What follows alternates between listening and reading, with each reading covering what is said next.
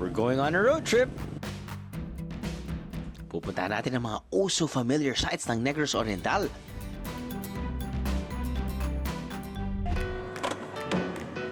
Siyempre, ang unang pagbabasahin natin yung balat.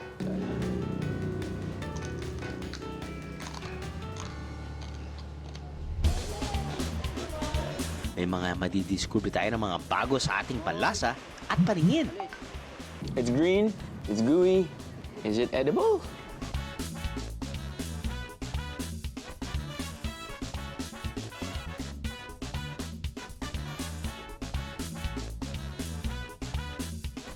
Ano ba kayo? Green mango shake lang yan. Magiging plastic ako kung sabihin ko hindi mapait.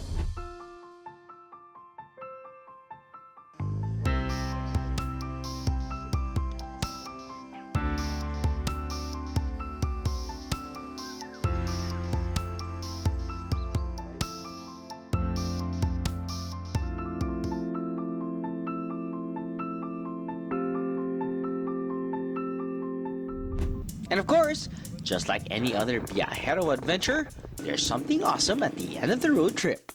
Abangan niyo yan, mga biyahero! Akala ko, sa sobrang dami namin kinain kamote kanina, ayun, pumutok-putok na yung mga kasamahan ko. Akala ko yun.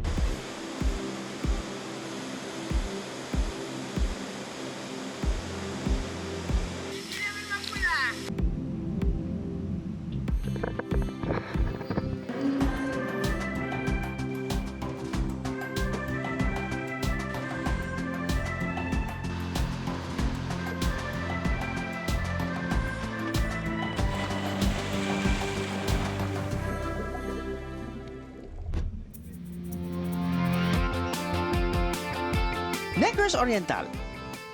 Dito ka makakakita ng world-class diving sites at may zero crime rate round na tourist spot.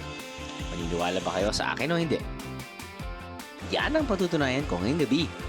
Fasten your seatbelts, viajeros. We're going on a road trip around Negros Oriental.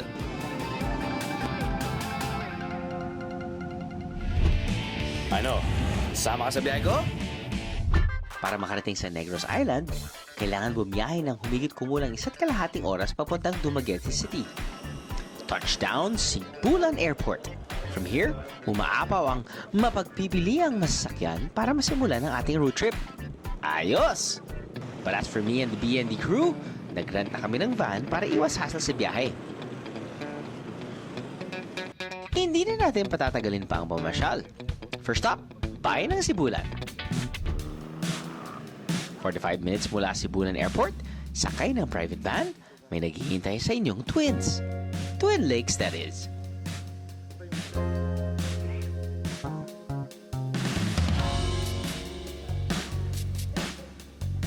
May dalawang lakes dito, Yes, sir. we have a bigger Kaya tinawag nilang Twin Lakes. Twin Lakes, Okay. oo. Ito po yung nakikita natin, sir, ngayon ay... That's called Lake Balin Sasayaw. Okay, parang pangalan po yan ng ibon. Ibon. So yung mga locals before, sabi nila, Baling Sayaw-Sayaw. Baling is ang dami. Later on, ano na siya, Balin Sasayaw. 76 hectares yung area niya. And then yung elevation niya above sea level is 830 meters above sea level. If we're going to the other lake, the smaller one, Lake Danao, boating tayo, and then we trek up to the viewing deck, 840 meters above sea level yun doon.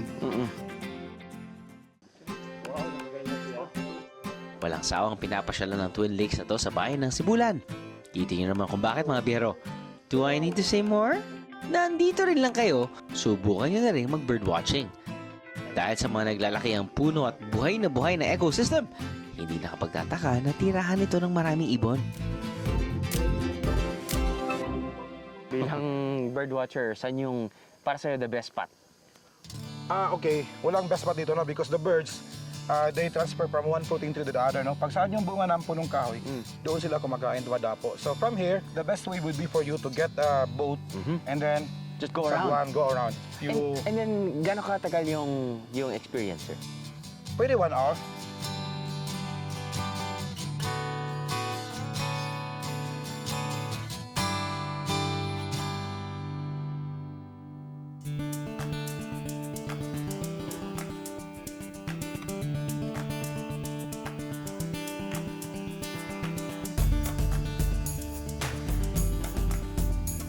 Para mas masulit ang pamamasyal dito, subukan ang pagsakay sa bangka at paglilibot sa buong Lake Balin sa Sayao. All for 500 pesos. Sir, parang medyo malayo pa din yung pantingin ko. Baliktad eh. Ha? Baliktad. Sus naman, no. Baliktad pa rin. Ha? Baliktad pa rin. Baliktad pa rin? Oo, side B yun eh, side A. Reverse, yon. Ah. Ayun. Lapit na sa Opo. Ayun po. Nakahubad po yung isang Amerikano doon. Biyahero tip, watch out for flying birds as you cruise down the lake. Make sure that your binoculars and cameras are ready.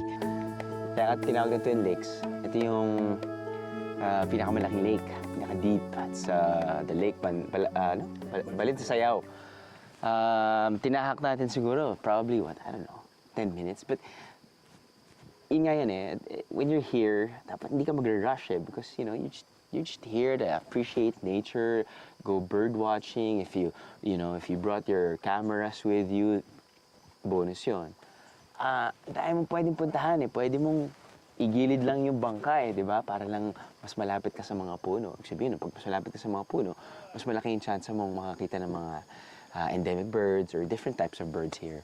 But then, kung okay ka na, yan, paparada tayo dito at konting trek lang, pupuntahan naman natin yung the other lake, which is Lake Danao. Nabisita na natin ang Lake Balin sa Sayao. Doon naman tayo sa kakambal niyang si Danao. Medyo matagal-tagal lang lakaran para matanaw si Danao. But don't worry, sulit naman ang paglalakad nyo dahil balita ko, talagang maganda siya. Looks like you're having fun. How do you enjoy the place? How did I what? How do you enjoy the place? Oh, I love it. It's great here. Yeah. I'm real thrilled, especially the mist. The mist is mystical. Right. You know, the first lake, okay, and then Boom. No need for that. no drugs. No drugs. No drugs, no drugs. The mist will get you high. Right. You know, How's the water? the water is perfect. And if you want to cool down, go down 2 meters, drops about 5 degrees centigrade. Yep, Lake Danao is beautiful. I don't like it, I love it. When you're at the lake, just relax and appreciate the water and the view.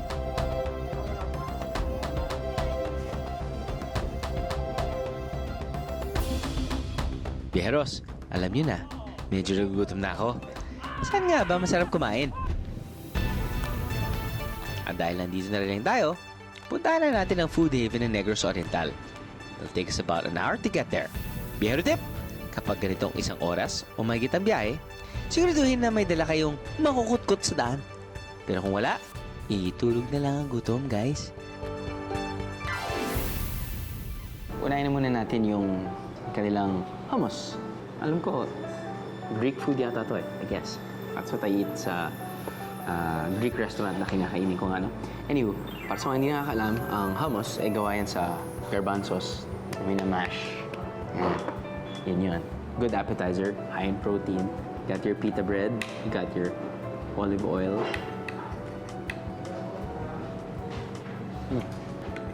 Very good. Now, I was talking to the chef/owner.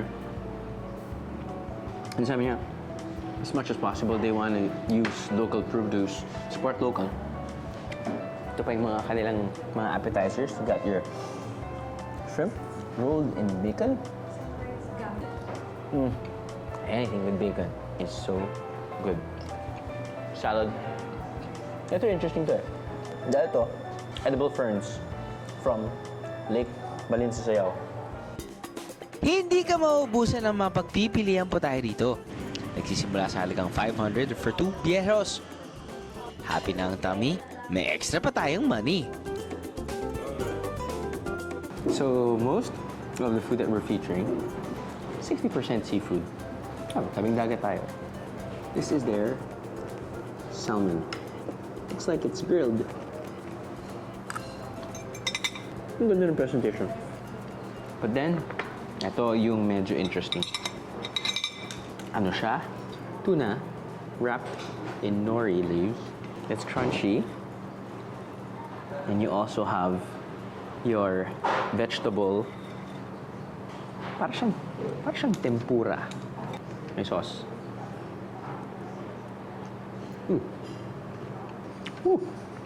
So yeah, I guess if you just wanna experience something new, something out of the country, you know, type of cuisine, KRI might be the restaurant for you.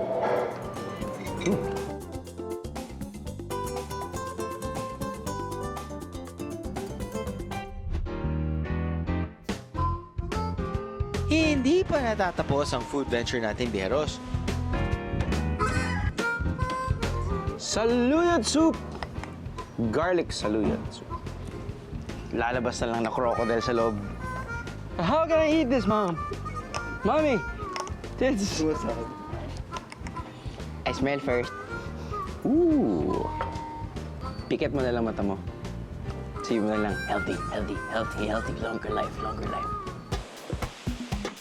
Subukan ang kakaibang extreme adventure sa Valencia. Travel for more, Biheros!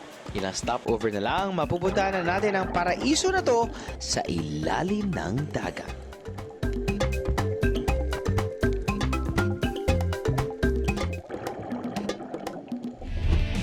Ano? Sama ka sa biyahe ko? Ano? Sama ka sa biyahe ko? Dumaguete City, City of the Gentle Giants dahil matatagpuan din dito ang warm and friendly whale sharks o butanding. Biyahe tayo ng less than 30 minutes mula Sibulan Airport para marating ang Dumaguete.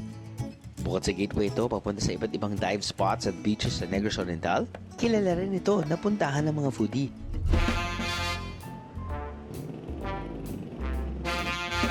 Di natin pwedeng lagpasan ang isang kilalang coffee shop dito sa gumagawa ng all-time favorite dessert natin.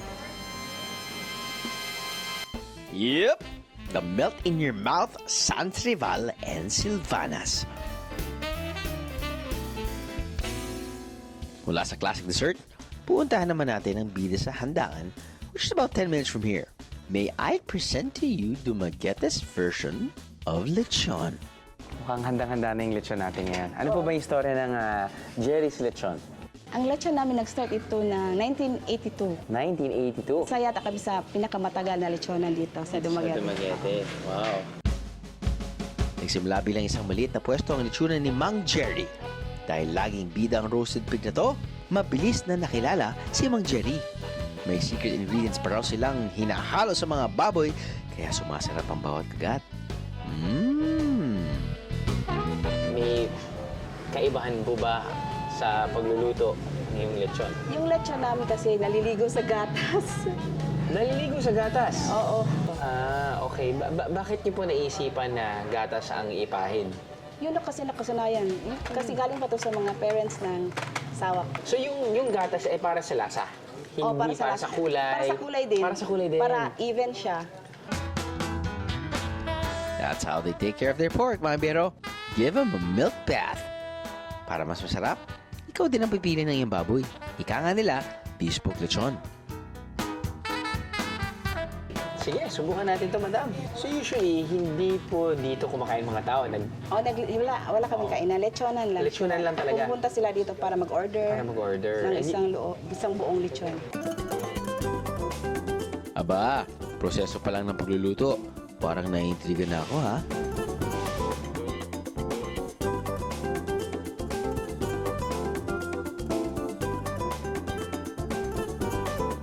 Ito na ang tululaway moment.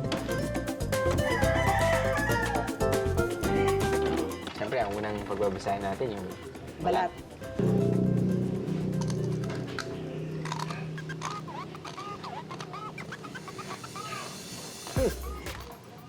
Ano to nga? Pag kumakain ako ng lechon, ang pinaka-paborito ko talaga, yung ribs. Ribs, oo. Diba? Doon kasi, Yun kasi, doon kasi... Pinakamalasa. Oo. So ito po, ilang buwan po to? Mga 4 months. 4 months.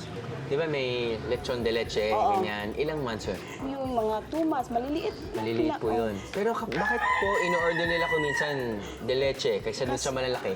Kasi daw, mas malasa yung maliit. Mas malasa yung maliit. So kanya, sabihin natin, lechon de leche, magkano po yun? 3,000 yung lechon de leche namin. 3,000. Ito po, 3,500. 3,500. Yung mas malaki naman, May 6,000 yung nasa loob. sa loob.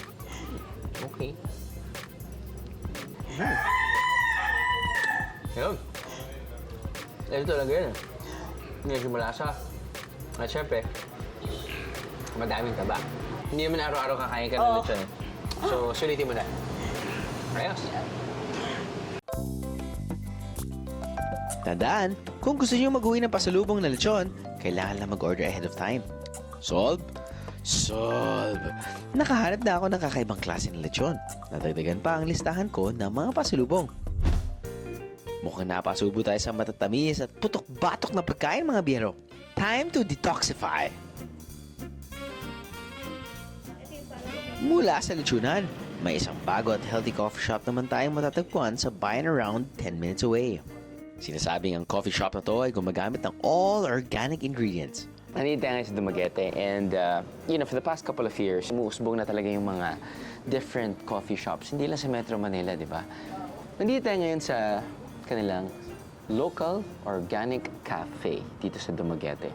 Yung mga pagkain nila ay wala raw MSG at sa mga kanilang gulay at prutas, hindi sila gumagamit ng fertilizer.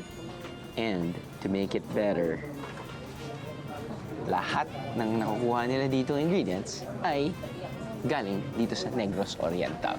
First on our menu, something familiar but with a twist. Ha! Unang tingin, kala ko pansit canton na may kamote. I guess a tradition here in Dumaguete na apparently bamboo shoots at kamote, yun yung kinakain nila. If it's a local favorite, then yun.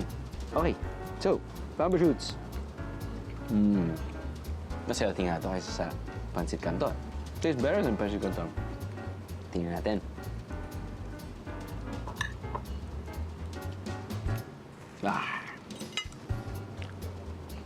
Feels like home. Sunod naman nating susubukan, kakaibang alternative sa ating nakasanayan. Moving on. Ito ay mukhang manok. Hash brown chicken fillet pa lang. Titulo niyan. Usually, yung ginagawa daw nila. Kaysa bumili pa rin sila ng breadcrumbs, what they do is they just recycle mga hindi na ganong kalambot. Gagawin breadcrumbs. Of course, kamote. Kamote fries. It's good chicken. This is their version of shawarma. Ito ay gawa rin sa kamote. But the sauce is... Hot sauce nga. Hot sauce nga.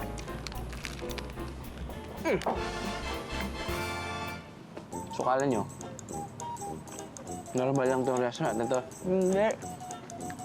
Tumitingin sila sa mga tao kumakain. Tingnan nyo. Nakaka-conscious. E paano pag may tinga ka? It's doable. Gamit ka ng ibang ingredient. But this one also, their pizza, is made out of kamote. Yes. Kamote ulit.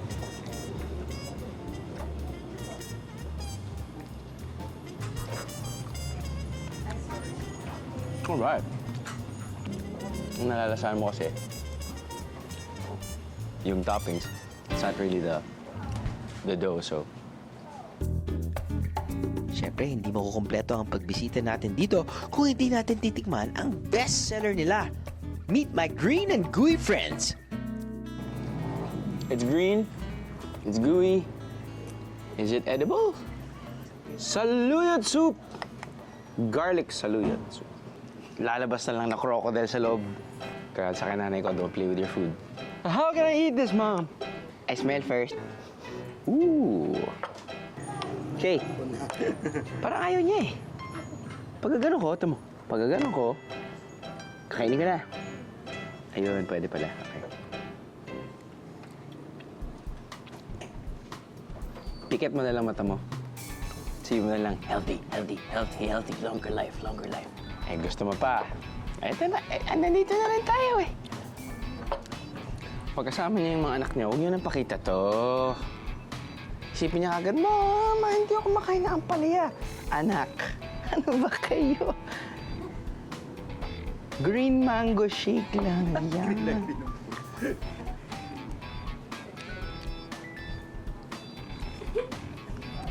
Magiging plastic ako kung sabihin ko hindi mapait. Alam mo, nag-evolve na yung panlasa ko over the years. 12 years na rin natin ginagawa to, di ba? Dati hindi ako makain ng kinilaw. Ngayon, paborito ko na kinilaw. Dati hindi ko kinakain ang lato. Ngayon, panalo. Dati hindi ko nakain ng palaya. Hanggang ngayon, hindi ko pa rin makain ng ampalaya. Pero para sa mga iba na kumakain, gusto nila yung paet eh. So, kain tayo. Kilala niyo ako, mga biyero? Pag maraming nakain, inom tayo ng kape. Buti na lang kasama ko palagi ang cameraman kong si Jeff. Try niyo, sir. Kinakabahan naman ako sa gayon. Okay ah. Kape tayo, pero ako lang yung iinom. Hindi ako si Alan. Upo ka na rin dito. Ikaw muna. Ako muna. Ba't parang kakaibang kape yan, bro? Corn. Mga daming... Corn pala to, sir. Kaya sobrang dark niya. Ganun ba ang corn? Hindi ko din alam eh. Try niyo, sir. Sinunog na corn. Try niyo.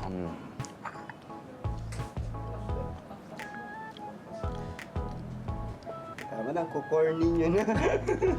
Sunog. Ano? Hindi kaya nakalimutan lang nung nagluto. Tapos nun, oy, pwede to. Kumain ka na palaya, bro? Oo, sir. Favorite ko ito eh. Ayan. Sarap. Sarap. Ito, the best. Sarap. Sobrang sarap. Siyempre, hindi papayag si Jeff na kami lang ang titikim ng mga putahe na to. Not biyeros, a family that eats together stays together. Kaya naman, attack BND family! Ayan, full tank na tayo guys. Oras na ulit para ituloy ang pamasyal. Tara, at bisitahin naman natin ang bayan ng Valencia. Less than an hour from Cebu lang ang biyahe papunta rito by bus or van. Ang mga adrenaline junkie nating barkada, tiyak matutuwa rito. Skateball or skate pool, nagsimula siyang sa US. Ang mga surfers, wala silang malalaruan ng mga waves.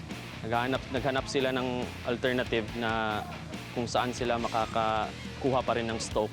We're all surfers and then mga times kasi na wala kaming alon dito sa isla namin.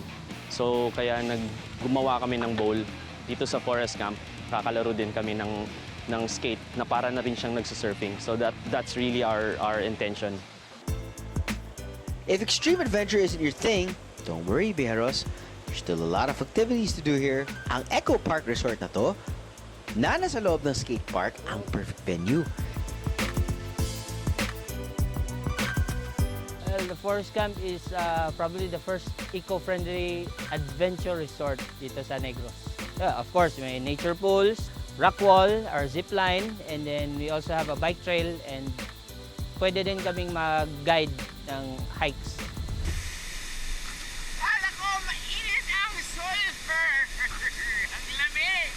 Hindi pa tayo aalis sa bayan ng Valencia, Bijeros. Magsiswimming pa tayo. At ipakikilala ko sa inyo ang mga bago kong kaibigan. Ano? Sama ka sa biyahe ko?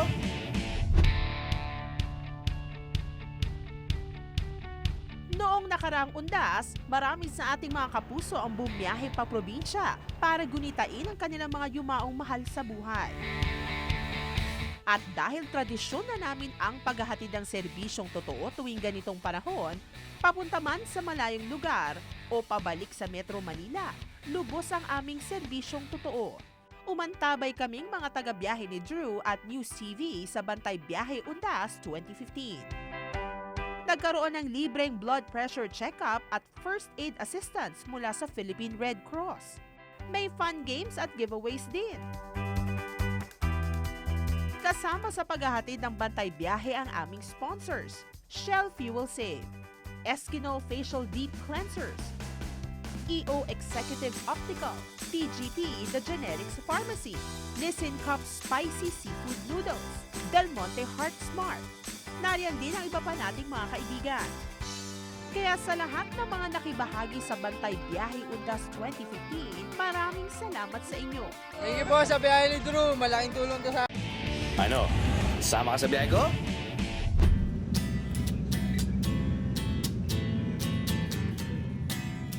Mula sa bayan ng Sibulan, babiyahe tayo ng mga isang oras via private van para makarating sa bayan ng Valencia.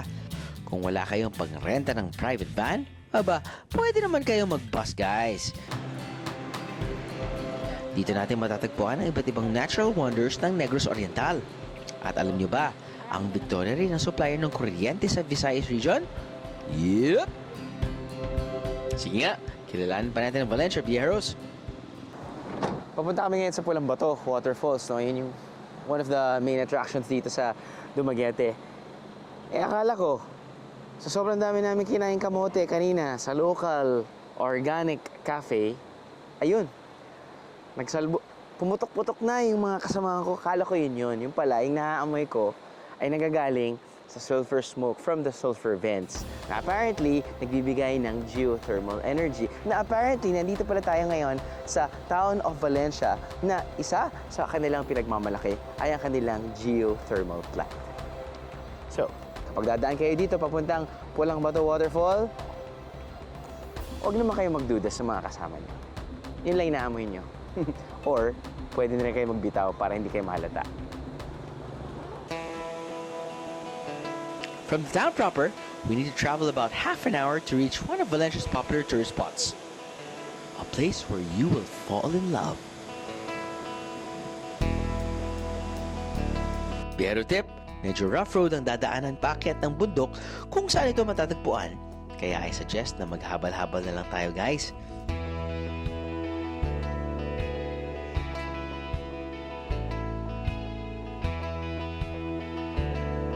So nagaling na tayo ngayon sa Twin Lakes, ngayon nandito tayo ngayon sa Twin Falls. Now, kaya tinawag na Twin Falls dahil dito nagagaling yung isa, which is sulfur water. Now, on the right side, makikita mo naman, isa pang falls, which is natural spring water. That's right. Dito sila nagda-diverge at papunta pababa. It's so funny dahil I almost forgot na na-feature na pala namin, na-experience na rin namin tong Twin Falls a couple of years back. It's just that it looks different now. Different in a sense na it's better dahil if I remember it correctly, nanggaling kami sa freshwater fall and then medyo it took us a while para bumaba at ma-experience tong sulfur water. Now, right now, you have your, I guess, cemented steps na, meron na kayong railings para at least mas less hassle para sa mga turista at ang iniisip nyo lang ay kung paano nyo may enjoy yung Twin Falls. Pulang bato raw ang tawag sa falls na to dahil sa medyo mapulang tubig na nakikita rito. Galing daw ang kulay sa mga pulang bato na nakapaligid sa talon. According to the locals, pwedeng kumulay ang tubig sa katawan nyo. Parang atsuete lang. Tingnan natin kung magiging red man ako.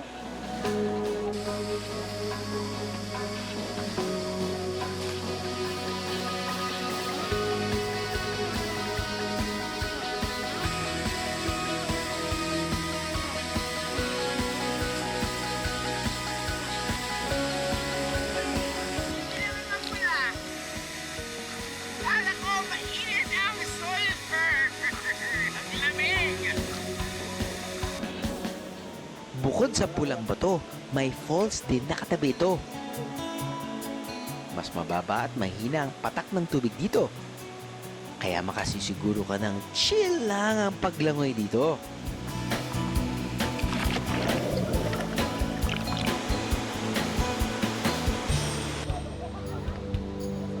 Naghahanap ka ng natural jacuzzi? Subukan naman natin ang malapit na hot spring. Ang Red Rock Hot Spring ay galing sa loob ng lupa, parang galong siya. Tinawag po siyang Red Rock kasi pula yung mga bato niya. dahil sa sulfur.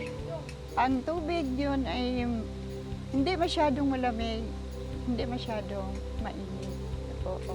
Tamang-tama siya sa pagligo. Relaxing siya, tsaka therapeutic.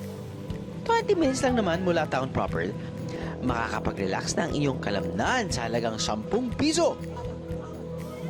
Medyo marami na tayong napuntahan sa road trip natin mga bero. Bedtime naman. Sure ako na hindi tayo mahihirapan sa paghahanap ng matutulugan. Mula budget stay hanggang luxurious accommodations.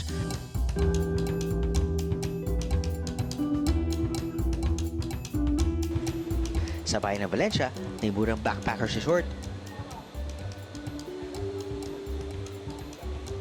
Nagsisimula sa halagang 850 pesos per head, wala ka ng problema sa stay mo. Huwag intindihin ang lamok sa gabi dahil may mga kulambo naman sa bawat kwarto.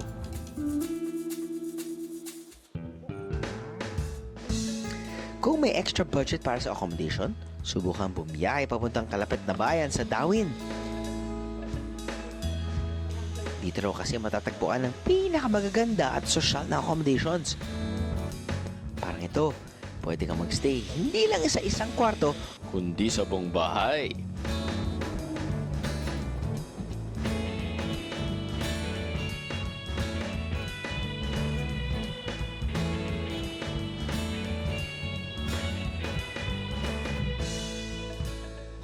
Gusto mo ba ng condo type?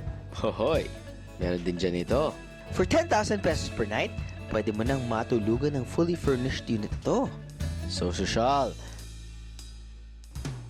Dito kami sa swabe lang mga bero. Not too fancy, not too basic. This place is about 45 minutes away from Dumaguete City proper. So, I'm actually pretty impressed sa itsura ng resort. Bago, pero parang hindi sila bago eh. Dahil mga more than 10 years na yata sila, but nag-expand yata sila doon. But anywho, they have around 28 rooms. Ito ang aking suite. Pagpasok mo, meron kang holding area. I guess itong holding area na to, para sa mga guests mo. Why? Dahil, sa labas, meron kang bar, may ref, mag-serve ka ng tubig. See? Cool. Tapos makikita mo dito, sa labas din, pwede kang maglamierda dito. At syempre, meron namang entrance din doon. So, yan. Oh, wow. Medyo, sorry, I had a wild night. Anyway, flat screen TV. You have your Kawayan cabinet, king-size bed. Really, really good. And your mega banyo. Shower, toilet, jacuzzi. All right. So, this is actually just good for two. It's priced around 8,000 bucks with free breakfast. They give you a beach bag. See? Devil is in the details. So, iaabot ko sa ito dahil magbi-beach ka pa. Okay? Okay. Enjoy ka lang, ha? Sige. But wait, bago tayo matulog, tikman nga muna natin ang specialty ng resort na to. I-feature natin ngayon, or i-highlight natin ngayon kung ano ino-offer nilang cuisine. So, this is actually owned by a Swiss/Filipino. Nag-offer din sila ng, there you go, Japanese cuisine. You have your sushis. Right. But of course, nandito tayo ngayon sa Pilipinas. Di ba? Hindi mawawala yung kinilaw. Niyaw na shrimp. Then again, of course, we have Europeans also as well. So we have, well, okay, fine. Pizza. Pizza is for everyone. Diba? Pizza is for everyone. Kain tayo. Unahin natin. Ray, anong unahin natin? Rice muna. Okay. Okay, rice. Kalma lang muna ha. Highlight lang yun. Hinay-hinay lang tayo sa pagkain. Let's try their Swiss dish.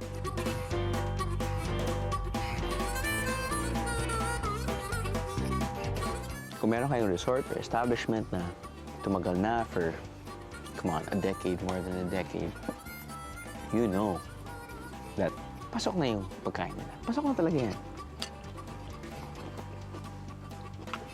At yung panlasa ko, Pinoy. So, ito, pasok.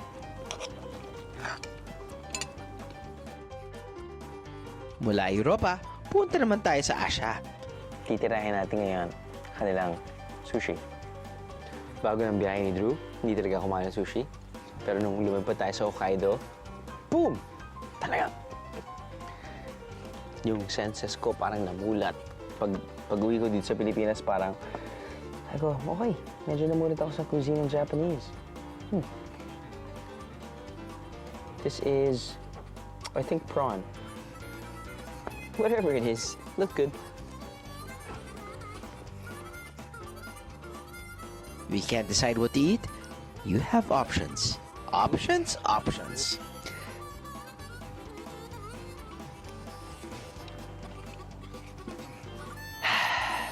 It's fresh, crunchy, flavorful. They have variety. Okay? The feel of the resort is just very homey. It's not like very commercialized resort na tipong, you know what I mean. Come here, it's your home, away from home. Pwede yan. Pwede? Pwede. Kain tayo? Kain tayo. Pagkatapos dumaan sa iba't ibang bayan, mararating na rin natin ang isa sa highlights sa ating road trip. And I'm telling you, it's absolutely awesome. #RoadTripAmor, Viajeros. Biyaheng Dawi naman tayo. Ano naman kaya ang meron dito? Siyempre, hindi tayo uuwi nang walang dalang pasalubong.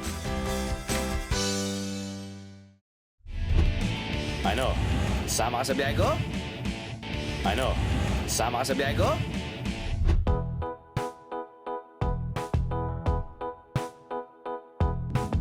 Tatlong bayan ang nadaanan natin sa ating road trip.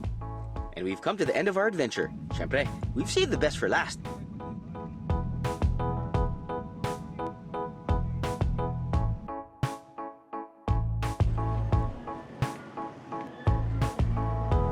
Ito po yung masasabi kong best tourist spot po, yung Negros Oriental. Marami pong dive spot dito, tsaka po mga magagandang tanawin po. Dadalhin ko naman kayo sa bayan ng Dawin na kilala bilang isang top tourist destination dahil sa world-class diving site itong Apo Island. Pero huwag masyado ma-excite mga biyero. Hindi tayo pupunta doon ngayon dahil may bago tayong susubukan.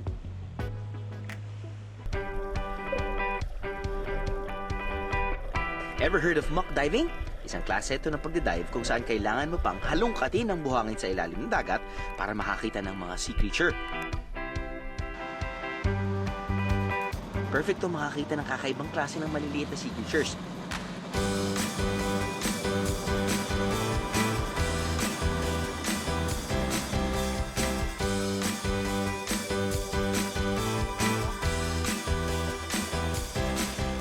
Excited na ba kayong ma-meet and greet sila mga biyero? Ako rin. Ready na kami ng cameraman ko si Ray.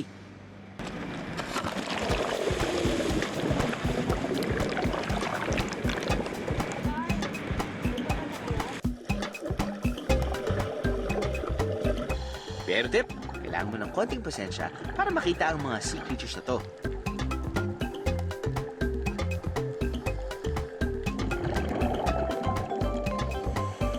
After a few minutes of searching, finally! May nakita akong king of the ocean, lion, lionfish. Hehehe, joke lang. These beautiful sea creatures have poisonous stings, kaya mag-ingat lang mga biyero. Look lang, don't touch. Bukod sa lionfish, marami ring mga sea anemone ang matatagpuan dito. Pretty to look at, pero predatory animals din pala sila. Ilan lang yan sa mga pwede makita kapag nag-muck diving.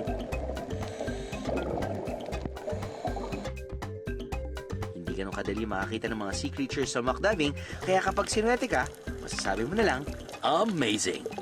Worth the trip, right?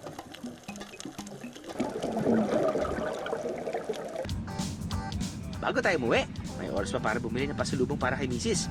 10 minutes from our hotel is a local market kung saan pwedeng mabili ang isang masarap na klase ng suman. Dito tayo ngayon sa palengke ng Dawin, no? At bago tayo umuwi, bili muna tayo ng pampasulubong. Meron silang tinatawag na tapul. At dito mo mabibili yan sa palengke. Ay, magandang umaga po.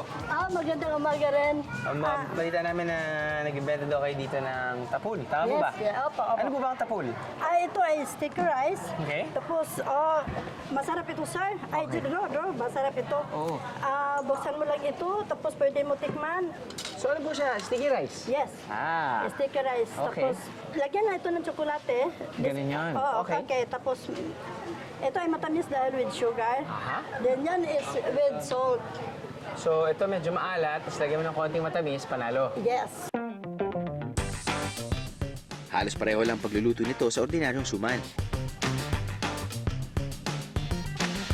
Pero ang special dito, ang paggamit ng purple-colored sticky rice. Kaya mas healthy daw to.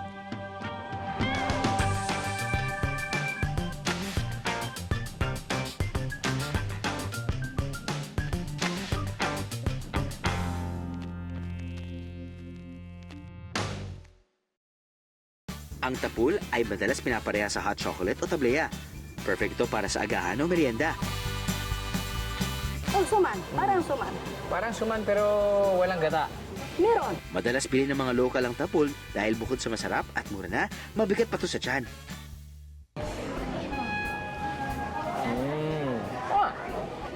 Konting gata, konting asin. Ganun.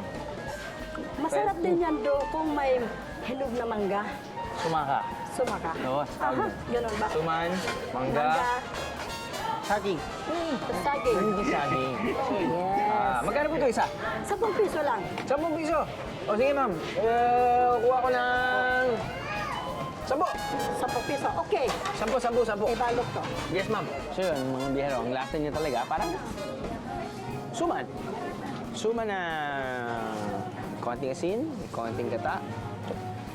Hindi siya, I guess, advisable kainin on its own. Mas maganda nga pag merong may konting tamis. Actually, pag maraming tamis. So, ang maganda talaga pagdating sa ganyan eh. Matamis na prutas. Perfect nga yung sweet mangoes. Okay na po! Nay, salamat po. Salamat din. Thank you po. Sa bawat biyahe natin, hindi importante kung gaano kalayo o kalapit ang ating nararating. Ang mahalaga, nagawa natin ang lahat para masulit ang ating biyahe. Negros Oriental, thanks for another biyahe amazing experience.